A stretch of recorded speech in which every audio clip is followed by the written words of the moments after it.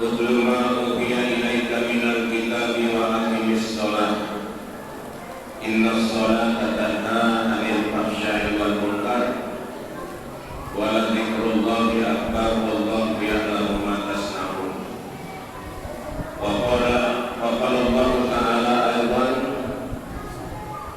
innani anallahu la ilaha illa ana fa'budni wa aqimis sholata li dzikri. Wa qala Nabi sallallahu alaihi wasallam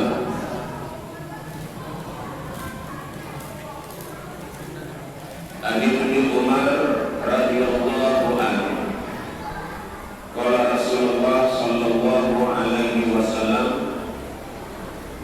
umirtu an uqatilan nas hatta yashhadu an la ilaha illallah wa anna Muhammadar Rasulullah wa yuqimus shalah wa yutuz zakat wa idza fa'alu dzalika asamu minni dima'uhum wa amwalakum illa bihaqqil Islam wa lisanuhum 'ala Allah. Muttafaqun alaih. Sadaqallah wa sadaqa Rasulillah.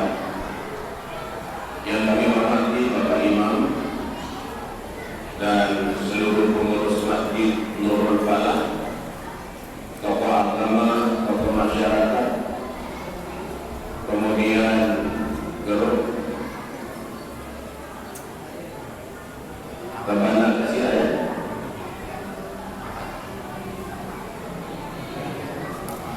Kemudian anak-anak sekalian, ibu-ibu yang saya muliakan, ibu-ibu yang saya cintai, alhamdulillah segala puji hanya milik Allah Subhanahu wa taala. Dialah Allah yang Maha Rahman dan Rahim. Dialah Allah yang Maha Pengampun dan Maha Penyayang. Dialah Allah yang memberikan kehidupan dan kematian kepada kita sekalian. Dialah yang Maha dekat kepada hamba-Nya dari pembuluh darahnya sendiri. Dialah yang Maha dekat kepada hamba-Nya dari urat lehernya. Betapa tinggi makna ihsan di dalam kita beribadah kepada Allah Subhanahu wa taala. Kita sampaikan salam dan salawat kepada Nabi kita Nabi Muhammad sallallahu alaihi wasallam.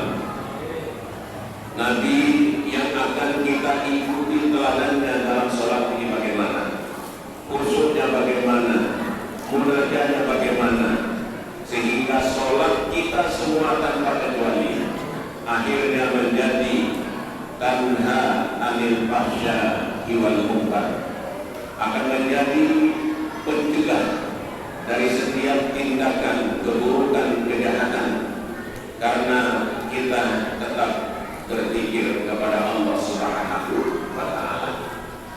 Bapak Ibu yang saya muliakan, kita tidak akan berbicara tentang sejarah-sejarahnya di Surat Al-Mi'raj ini. Saya langsung hanya kepada sholatnya. Sholat ya, sholat, sholawat dalam bahasa Arab itu artinya rahmah. Rahmat. As-sholawat artinya rahmat. Rahmat artinya kasih sayang, pemberian, pelimpahan kebaikan dan keberkahan. Itulah makna salawat atau sholat. Orang yang sholat, orang yang menggapai ketenangan, ketentraman, keberkahan di dalam hidup ini. Oleh karenanya, dari kata salawat ini, Bapak Ibu, lahirlah apa yang disebut dengan sholat yang kita lakukan pada hari ini. Kalau Bapak baca ayatnya selalu innallaha wa malaikatahu yusholluna 'alan nabi ya ayyuhalladzina amanu shollu 'alaihi wa sallimu taslima. Sesungguhnya Allah berselawat kepada Nabi. Selawat Nabi, selawat Allah kepada Nabi itu rahmat, keberkahan, taufik, anugerah. Itu makna selawat. Kalau dari malaikat, selawat berarti permohonan ampun atau maghfirah. Kalau selawat dari kita bermakna doa dan munajat. Maka di dalam sholat ada doa dan ada munajat. Wahai orang-orang iman, orang-orang beriman, berselawatlah kamu kepada Nabi dengan selawat yang sempurna. Mana selawat yang sempurna? Selawat yang Bapak Ibu baca di tasyahud akhir. Itu selawat yang sempurna. Allahumma sholli ala Muhammad wa ala ali Muhammad, atau Allahumma sholli ala Sayyidina Muhammad wa ala ali Sayyidina Muhammad sampai fil alamina innaka hamidun majid. Itu selawat yang sempurna. Nah, orang yang membaca selawat sekali itu dijawab 10 kali. Man shalla alayya wahidatan sallallahu alaihi biha asyran. Barang siapa yang mengucapkan selawat sekali, Allah akan membalas 10 kali. Oleh karena itulah para ulama mengajarkan doa kita agar dengan doa itu kita dapat syafaat Nabi. Doanya saya membacakan, Allahumma rzuqna mutaba'atan Nabi sallallahu alaihi wasallam awalan wa akhiran wa zahiran wa batinan wa qolan wa fi'lan wa ta'atan wa ibadatan wa amalan sholihan wa ada. Ini doa menggapai syafaat. Karena kita minta kepada Allah, ya Allah, ya, rahmatilah saya untuk bisa mengikuti Nabi-Ku dari awal sampai akhir hidupku, lahir dan batinku. Itu permohonan kita kepada Allah. Ya, itu makna selawat. Nah, bapak-bapak, ibu-ibu, kita akan berbicara tentang sholat ini. Ya, berbicara tentang sholat ini, bapak-bapak. Tadi sudah disebutkan dalam surat Al-Ankabut. Nah, sekarang dalam surat Toha, Innani anallahu la ilaha illa ana. Ini ingat ketika Nabi Musa alaihi salam datang ke tempat Dasituan. Nabi Musa itu datang, niat awalnya ingin mencari api untuk dibawa pulang untuk masak dengan keluarganya. Tetapi setelah sampai di tempat Dasituan itu, beliau alaihissalam Nabi Musa akan masuk ke tempat suci itu, tapi Allah menegurnya, pahlawannya Musa, bongkar, copot sepatuku. Ini adalah tempat Dasituan, tempat yang suci. Apa artinya? Ini lampau. Orang yang sholat itu orang yang menghadirkan kedaipannya, orang yang menghadirkan kehinaannya, orang yang menghadirkan kehambaannya. Dia menghadirkan ketidakberdayaannya dengan hati yang tulus, dengan hati yang bersih, dengan hati yang jujur. Maka Allah katakan, Fa'aqim wajhaka lid-dini hanifan. Hadapkanlah hatimu kepada Allah di dalam sholat itu dengan sejujur-jujurnya. Dalam hadis dikatakan, Innal musalli yunaji rabbahu falyanzur ma yunaji. Sungguh orang sholat itu orang yang sedang berdialog langsung dengan Allah. Maka jagalah, pahamilah, renungilah apa dialog itu. Sholat. Nah, ketika Nabi Musa alaihissalam membuka sepatunya, kamu datang ke hadirat Allah, sepatu itu lambang keangkuhan, kesombongan, kemuliaan, kesucian, kebesaran duniawi. Maka Nabi Musa hendaklah menanggalkan segala bentuk keangkuhannya, kesombongannya, karena akan datang menghadap kehadiran Allah. Karena Nabi Musa pernah berbicara di depan Bani Israel, orang Yahudi. Beliau mengatakan, siapakah orang yang paling alim di sini? Nabi Musa mengatakan, aku yang paling alim. Lalu ditegur oleh Allah, kamu belajarlah di Musa, datang ke Bahrain sana. Di sana ada hamba yang soleh. Dia paling memiliki laduniyat hebat. Dia adalah khair. Kamu datang ke sana. Itu ditegur oleh Allah. Nabi Musa ketika mengatakan, akulah orang yang paling alim. Ketika datang bertemu dengan Khidir, ternyata pertemuan dengan Khidir ini, hadirin sekalian, itu mengundang pertanyaan besar bagi kita umat manusia. Karena dari dulu utusan Allah itu satu orang. Kalau Nabi Musa itu namanya Bapak-bapak, ya, orang yang berkata langsung dengan Allah itu memilih membawa ilmu yang bersifat bahrul ilmi. Beliau itu memang kaya dengan ilmu, kaya dengan berbagai macam ilmu dunia yang kaya. Dan Nabi Musa alaihissalam orang yang bisa memisahkan emas dengan besi dan pasir. Maka diajarkanlah Harun.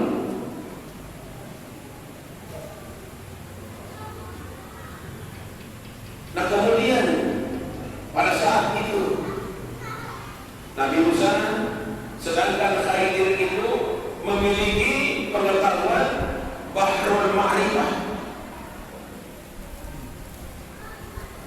bahrul ilmi dengan bahrul ma'rifah itu Bapak-bapak, kalau kita tidak sabar tidak ketemu. Makanya Nabi Musa kurang sabar.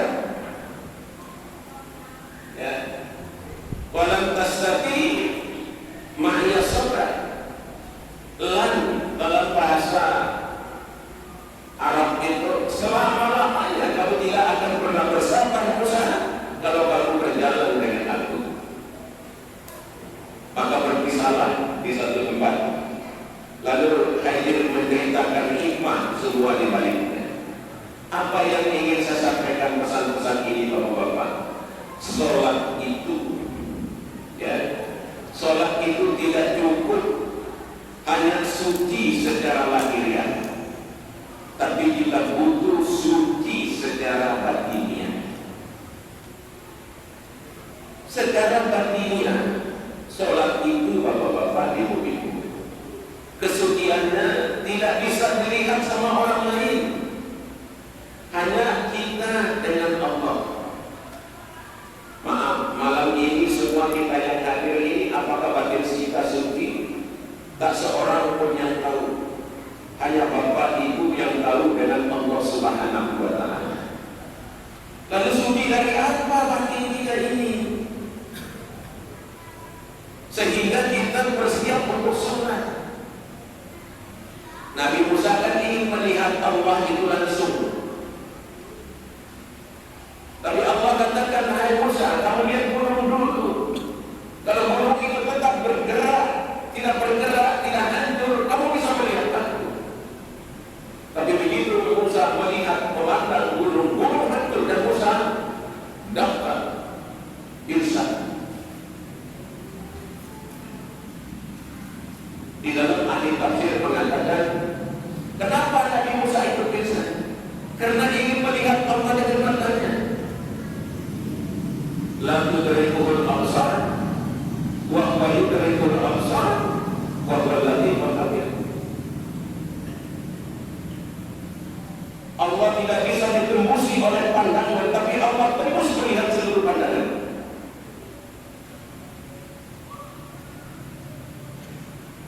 Makanya batin, kalau kita sholat itu lahir batin siap dulu. Disiapkan hadirin sekalian,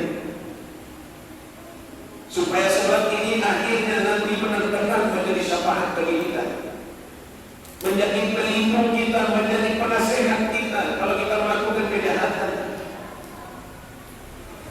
Illal musalli alladzina hum an salatihim daimun, orang-orang yang tetap menjaga nilai-nilai kekekalan salatnya dalam hidup. Ya, lahir sudah bisa kita perbarui, sudah bisa kita bersihkan lahir, semua kita pahami bagaimana cara lahir kita sholat. Tapi batin ini bapak-bapak, dia harus disucikan min asaris dzunub wal maksiyah, dari bekas-bekas dosa dan bekas-bekas maksiat yang tidak kelihatan.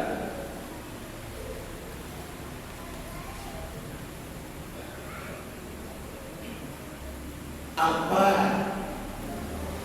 yang menjadi hijab kita tidak bisa dekat dengan Allah sampai hari ini? Karena kita terlalu banyak hijab di dalam dada kita. Di dalam ilmu hikmah ini dinamakan hijabun nafs.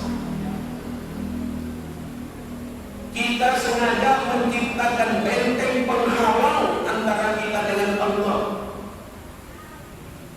Padahal Nabi sudah mengatakan anta'budallaha ka'annaka tarahu wa illam takun tarahu fa innahu yarahu. Sembah Allah seolah-olah kamu melihat. Manakala kamu tidak melihat, yakin bahwa Allah melihatmu. Kenapa kita tidak sungguh-sungguh mendalami ini? Kenapa kita tidak habis waktu untuk memahami rezeki dengan baik?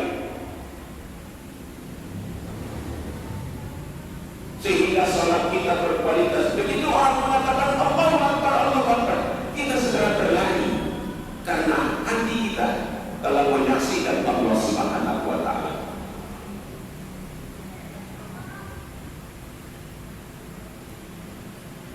Bapak Ibu yang saya muliakan, kita bersihkan hati ini dari bekas-bekas anasir-anasir syirik dan maksiat kepada Allah Subhanahu wa Ta'ala.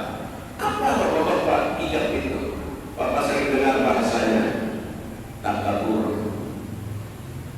Takabur ini adalah benteng yang paling besar penghalang kita sampai kepada Allah. Kemudian enggan juga, ini adalah benteng yang besar penghalang kita kepada Allah. Dalam bahasa Arab apa? Ya, barulah kepada riya, ujub, sam'ah, takabur, hikib, hasad, ya, dengki, semuanya ini yang bisa menyebabkan kita terhalang untuk sampai kepada Allah Subhanahu wa Ta'ala. Bapak Ibu yang saya muliakan, membersihkan batin itu dua, yaitu hati dan roh. Hati ini tugasnya adalah makrifat kepada Allah.